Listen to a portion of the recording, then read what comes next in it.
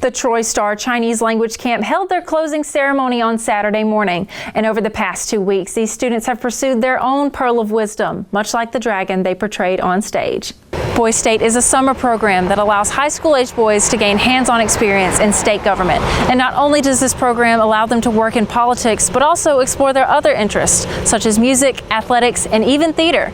Now, as you can see behind me, the city of Troy did not let a little bit of rain stop their 4th of July celebration. Legislators and student leaders alike stress the importance of coming back to Alabama.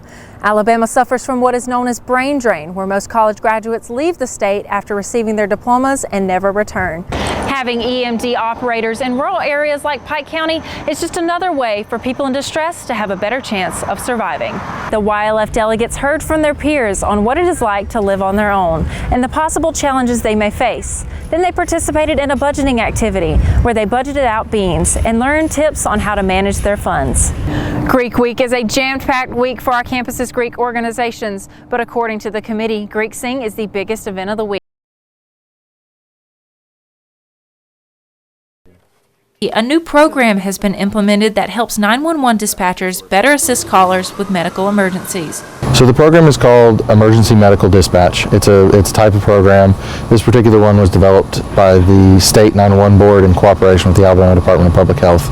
And the program is designed to provide guidance and instructions to callers, as well as to speed up the diagnosis process for incoming ambulances. Dispatchers will now be able to instruct callers on how to perform CPR and assist with various other medical issues. The big ones are bleeding control, choking, and CPR, of course, but we have everything from industrial accidents, vehicles and water, births, OBGYN issues. Having EMD operators in rural areas like Pike County is just another way for people in distress to have a better chance of surviving. Especially with CPR or choking calls, the patient may be alive when they get there and they can do something, especially in a rural county like Pike County, where it may take longer for the ambulance to get somewhere. Those are critical minutes for life-saving. And according to Deputy Fire Chief Curtis Shaver, this program is an important factor in their operations. The emergency medical dispatcher is very vital to our system, and it's kind of like links in a chain.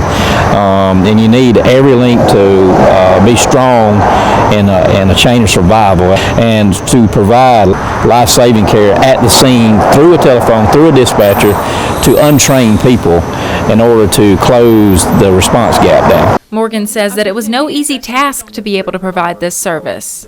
There's an extensive training program and lots of prerequisites, so we had to get everyone through all the prerequisites and then the training course itself, and overall that was over 1,000 hours of man hours for our small staff. The EMD program went into effect on May 30th, and dispatchers asked that callers be patient with them and their many questions. What they are doing could possibly save yours or another person's life. The City of Troy and the Troy Parks and Recreation Department hosted their annual 4th of July fireworks on Monday night. Fireworks were on display behind Charles Henderson High School, and spectators were able to take in the show from Veterans Memorial Stadium.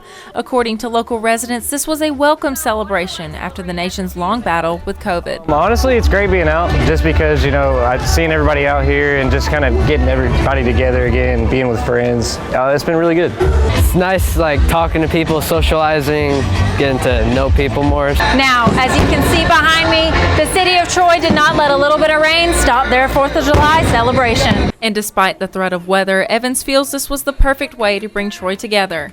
I think it brings everybody together, doing something like this, especially for the 4th of July every year. Honestly, just seeing all the fireworks, hanging out with your friends, just getting together, having fun. People of all ages attended Monday night's event and took part in celebrating our country's independence. Georgia Clark, Troy, Trojan Vision News. Troy University's Student Government Association and Freshman Forum made their way up to Montgomery Thursday morning to rally for higher education. Higher Education Day urges Alabama lawmakers to provide more state funding to Alabama's 14 public universities.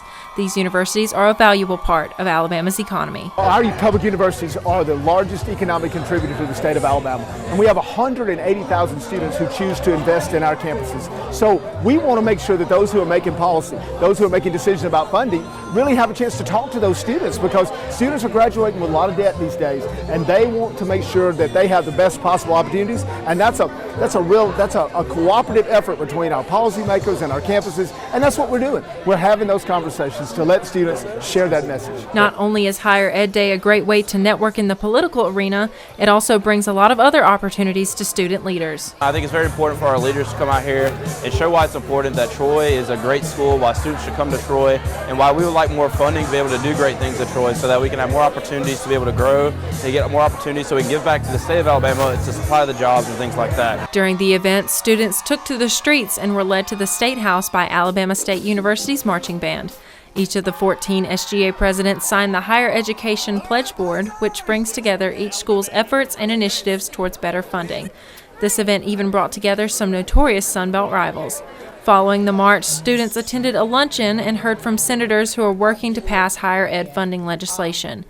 Governor Ivey also spoke and expressed the hope she has for Alabama's future. To see all of you here today passionately advocating for what you believe in shows me that Alabama is in great hands going forward, and our best days are sure just ahead. Legislators and student leaders alike stress the importance of coming back to Alabama. Alabama suffers from what is known as brain drain, where most college graduates leave the state after receiving their diplomas and never return. With budget talks set to begin next week, little resistance is expected in the passing of a new higher education bill. It's in the House right now, and so but it comes back up to the Senate. Then it depends on how long the House has that. Then after the House brings it through committee, then up to the floor, and I'm not sure where that is in the House. But when it comes to the Senate floor, it'll pass pretty quick. The senators are behind this bill and are excited about it. This is what is known as a dragon dance, and the participants of the Troy Star Camp have been working on their performances for 2 weeks. The Troy Star Chinese Language Camp held their closing ceremony on Saturday morning, and over the past 2 weeks, these students have pursued their own pearl of wisdom, much like the dragon they portrayed on stage. One leader in this camp gives his praises to the students for all the work they have put into their education. It's very exciting. So a lot of these kids come and they bring great energy. They're very motivated to learn Chinese, which is one of the most important parts of learning a second language, is the motivation factor. So I think the greatest takeaway I've had is their motivation, and you hardly even need to encourage them. They're very passionate about learning Chinese, and it's been a joy being with them. And a new language is not the only thing participants get out of this camp. This program is designed for them to gain a little bit of Chinese, not becoming a scholar, but have an interest developed for now. And also the program works in such a way that they will gain more skills, let's call it interpersonal skills. A big part of learning a second language is learning about and appreciating the culture.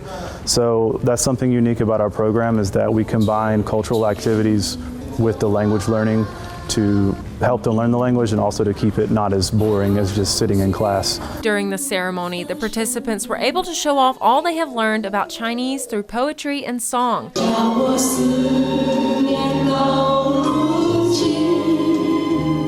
Along with various other shows of Chinese culture. They delivered a lion dance, ribbon dance, a flute solo, Chinese opera, and a kung fu fan dance. The Troy Star Chinese Language Camp is not only for high school students, but Chinese language teachers as well, giving them all the opportunity to learn from each other while working together.